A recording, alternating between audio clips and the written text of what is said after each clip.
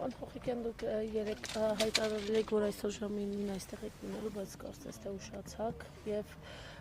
նշել էիք Վարես Իշխանյանն էր ասել, որով ուզում է աջակցելու կարող է ժամը 9-ից այստեղ լինել, մոր չեն տեսնում։ Բարև ձեզ։ Առավոտվանից վաղ առավոտից միաբանները ժողովի են եկեղեցում։ Որքան ես հասկանում եմ, ճիշտ ասած գիշերվանից կապի մեջ ենք Մայրաթոռի միաբանների հետ։ Դուք լավ գիտեք, որ Մայրաթոռը հոգևոր դասի որոշ այսպես տարբերակում ունի միաբաններ, եպիսկոպոսներ եւ այլն։ 56 եպիսկոպոսներից փաստորեն 8-ը գնացել են Նիկոլ Փաշինյանի հետ հանդիպման եւ իրենց, այսպես ասենք, չգիտեմ, կարելի է այդպես ասել թե չէ, իրենց հավատարմությունն են հայտնել ընդդեմ մեր Մայրաթոռի սկսված շարժման կամ այդ նախաձեռնության։ Մենք որպես հավատացյալներ, որպես հայ առաքելական Սուրբ Եկեղեցու հավատարիմ հետևորդներ եկանք այստեղ երեկոյան, որովհետև Մայրաթոռի ահազանգ ստացանք, որ վտանգներ են սպառնում այս պահին եկեղեցում, գիշերը այստեղ էինք, որոշ թվով մարդիկ, անկեղծ ասած, ցավով եմ ասում, չէի ասի, թե շատ մարդիկ էին այստեղ, բայց այնուամենայնիվ որոշ թվով կային։ Հանդիպեցինք Մայրաթոռի միաբանների հետ, ստացանք նաև վեհափառի օրհնությունը եւ իրենք ասացին, որ մեր իրավունքն է, որպես հավատացյալներ, մեր իրավունքն է մարդկանց հետ, ընդհանրապես հավատացյալների հետ այստեղ լինել, բայց ասացին, որ եկեղեցին ունի իր զավակների կարիքը, որովհետեւ փաստացի Նիկոլ Փաշինյանի կառավարությունը հիմա փորձում է ներսից քանդել եկեղեցին, գտնել այնպիսի մարդկանց, որոնք ունեն խոցելի տեղեր, անձնական կյանքի հետ կապված եւ այլն եւ այդ կերպ այդ մարդկանցով փորձում է քանդել եկեղեցին, բայց պետք է նշեմ, որ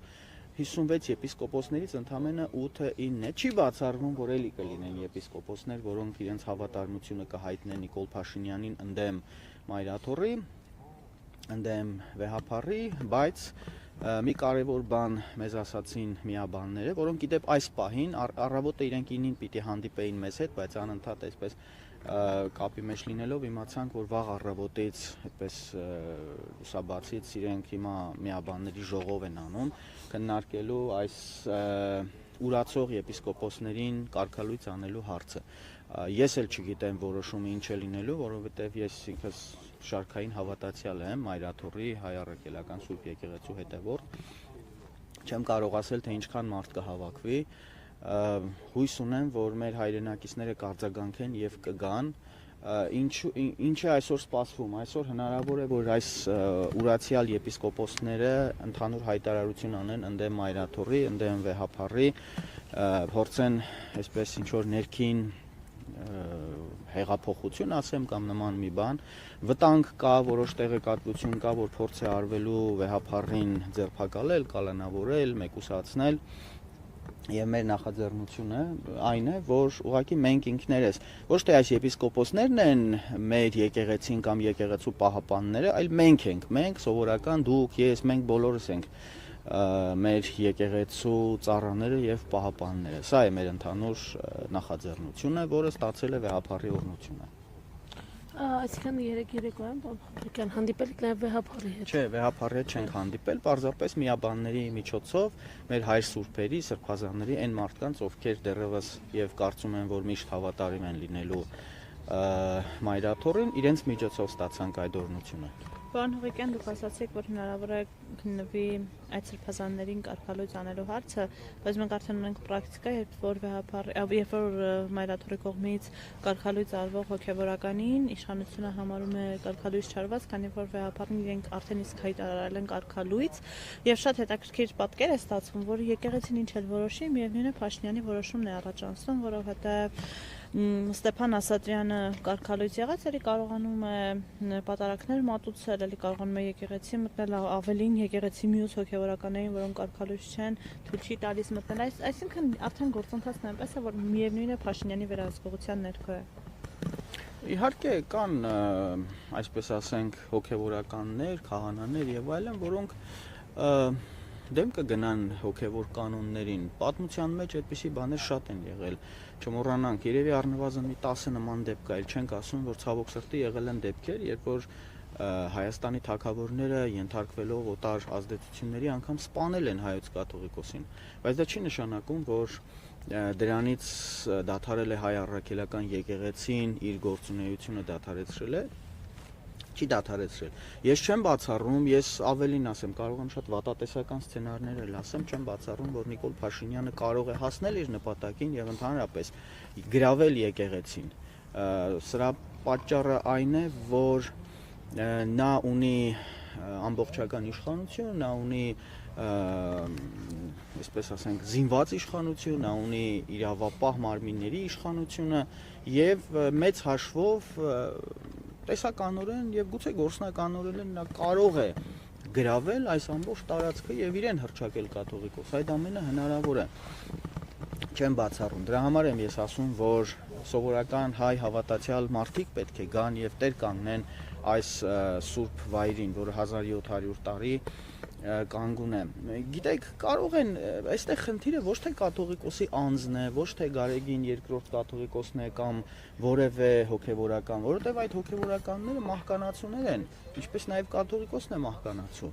Խնդիրը այստեղ համակարգն է, հայ առաքելական սուրբ եկեղեցու համակարգն է, որի քանդվելու պարագայում եւս մեկ ազգային կառույց է քանդվում, եւս մեկ քար է քանդվում։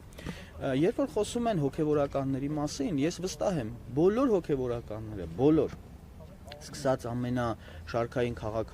քահանայից մինչև ամենավերին բարձրաստիճան հոգևորականները ունեն խոցելի տեղեր։ Մենք բոլորս մարդիկ ենք եւ բոլորս էլ մեղավոր ենք, անմեղը եւ կատարյալը միայն Աստված, Աստծո որդին,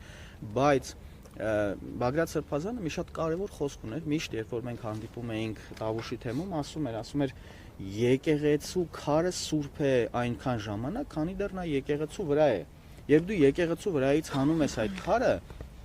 գցում ես գետնին, նա դառնում է սովորական քարի կտոր ու իրենից ոչ մի արժեք չի ներկայացնում։ Հիմա այստեղ խնդիրը այն է, որ մենք եկեղեցու քարերը պահպանենք եկեղեցու վրա, ոչ թե քանդենք։ Նիկոլ Փաշինյանը փորձում է եկեղեցու քարերը հատ քանդել, ուղղակի հանել, հեռացնել, այդպիսով քարերը առանձին դառնում են ոչ մի բան, իսկ եկեղեցին փուլ է գալիս։ Սա իհարկե դրսից հրահրված նախաձեռնություն է, իդեպ ես չեմ բացառում, որ նաև կարող է կաթոլիկ եկեղեցու նախաձեռնություն լինել կամ համաձայնությունը, սա իմ անձնական կարծիքն է։ Ինչու եմ ասում, որովհետև տեսեք, Հռոմի Պապը կարող էր որևէ հայտարարություն անել եւ կոչ անել դադարեցնել այս պիղծ քայլերը, չի արել կամ կաթոլիկ եկեղեցու այլ։ Մենք գիտենք, որ 1700 տարի կաթոլիկ եկեղեցին պայքարում է ուղղափառ եկեղեցու դեմ։ Մենք գիտենք, որ այսօր կաթոլիկ եկեղեցին մեծ քաղաքական, աշխարհաքաղաքական խնդիրներ է լուծում, իսկ հայ առաքելական սուրբ եկեղեցին պայքարում է մեր ազգային արժեքների, մեր ինքնության, մեր իրական ինքնիշխանության եւ անվտանգության համար։ Ես կարծում եմ, սա ոչ միայն ներքին խնդիր է, սա աշխարհաքաղաքական գործընթաց է եւ սա միայն Նիկոլ Փաշինյանի կամակորությունը չի։ Պատահական չի, որ Աննա Հակոբյանը գնում է մնում է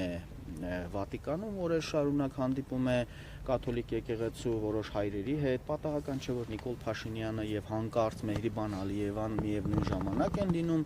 Վատիկանում եւ ես էլ մշտապես երբ որ զրուցում եմ մեր հոգեվոր հայրերի հետ, ասում եմ, որ ժողովուրդ, սա միայն հոգեվոր խնդիր չէ, սա քաղաքական խնդիր է, ու եթե փուլ է գալիս այս համակարգը, փուլ է գալիս մեր ամբողջ պետականությունը։ Այստեղ մենք խնդիրը չդնենք միայն վեհափառի հարցը, խնդիրը չդնենք կաթողիկոսը երեխա ունի կամ չունի կամ չգիտեմ նման մի բան։ Խնդիրը այստեղ այն է, որ համակարգն են փորձում փլել, իսկ համակարգի փլվելու դեպքում փլվելու է մեր ամբողջ պետականությունը, փլվելու է մեր ամբողջ ինքնիշխան, այն դեռևս պահպանվող ինքնիշխանությունը, դեռևս պահպանվող ազգային ինքնուրույնությունը։ Եվ այստեղ շատ կարևոր է նաև, որ քաղաքական ուժերը իրենց դիրքորոշումը հայտնեն։ Մենք ունենք խոշոր, լուրջ, մեծ քաղաքական ուժեր, մանր-մուներներին չեմ ասում։ Մենք ունենք մեր ձևով շարժում, մենք ունենք Հայաստան դաշինք, մենք ունենք Պատիվ ունեմ դաշինք, խորհրդարանական ուժերին նկատի ունեմ, մենք ունենք էլի որոշ քաղաքական ուժեր, որոնք մեծանում են։ Շատ կարևոր է, որ իրենք իրենց հստակ դիրքորոշումը հայտնեն։ Մենք քաղաքացիներս կարող ենք գործընթաց հավաքվել, ինչ-որ բան անել, բայց մեծ հաշվով ես չեմ ուզում այսպես գերագնահատել մեր հնարավորությունները։ Մենք կարող ենք X թվով մարդկանց հավաքել, մոբիլիզացնել եւ հասնել X հաջողության, բայց քանի որ մենք չունենք ոչ ֆինանսական, ոչ քաղաքական, ոչ էլ այլ ռեսուրսներ, մենք ունենք սահմանափակ ռեսուրսներ։ Այստեղ կարևոր է, որ եկեղեցու դեմ այս ամբողջ արշավը ընկալվի որպես քաղաքական արշավ, ընկալվի որպես քաղաքական նպատակ, որովհետև երբ որ տեսեք ինչ է անում, այսպես մեր Հովհաննես Իշխանյան հետաքրքիր համեմատություն է անում, ասում է Նիկոլ Փաշինյանը այն հայտնի Snake խաղի նման, օձի խաղի նման ուտում է իրենից թույլերին։ Այս մի թույլին կերավ, ինքը ավելի ուժեղացավ, այն մյուս թույլին կերավ, ավելի ուժեղացավ։ Երբ որ այսպես ուտելով ինքը ավելի է ուժեղանում։ Եվ եթե հասնի նրան, որ ինքը ուտի եկեղեցին, ինքը կուտի ամբողջ Հայաստանի Հանրապետությունը։ Եվ մենք պիտի այդ որևէ փուլում թույլ չտանք, օձի պոչը բերենք, մտցնենք իր բերանը եւ ինքը դրանով ինքնաոչնչանա։ Սա է խնդիրը, որը կարծում եմ, որ գոնե հիմա պիտի որ հասկանան էլի մեր քաղաքական եւ հասարակական ուժերը։ Շատ լավ, շնորհակալ։ Ես եմ շնորհակալ։